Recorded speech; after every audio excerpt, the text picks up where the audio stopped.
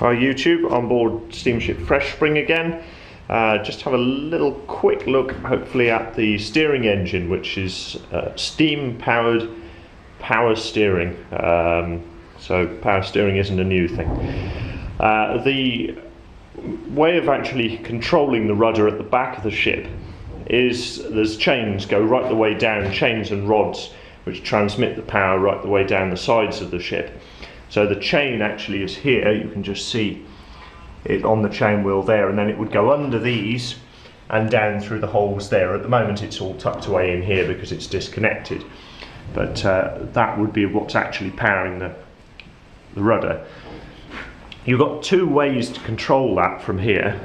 On the front of the shaft here, hopefully, you originally would have had two ship's wheels. One would have been on this area here, so a smaller ship's wheel, maybe only 2 feet in diameter, and a very large ship's wheel here, which would have been about 4 feet in diameter.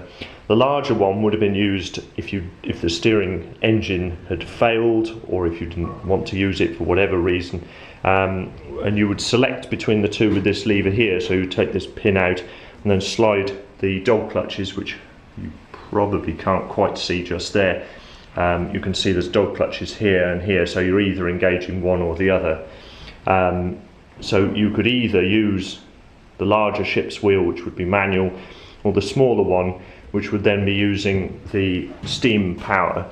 You can see the cylinder there, you've got two of them, one on each side, with the valve gear in the centre. Then the system on the end here is what's actually controlling it and telling it which way to go. So at the top here you've got two sets of bevel gears.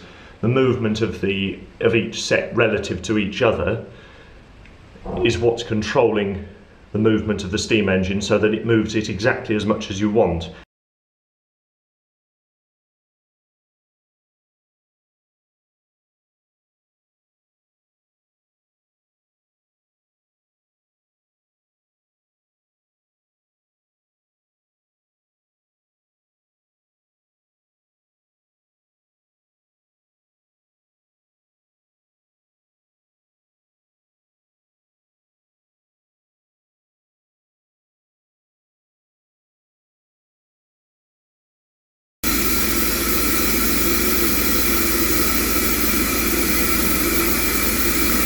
Turn it, Mike.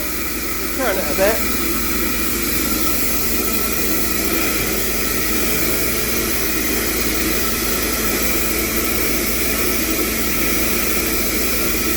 Yeah.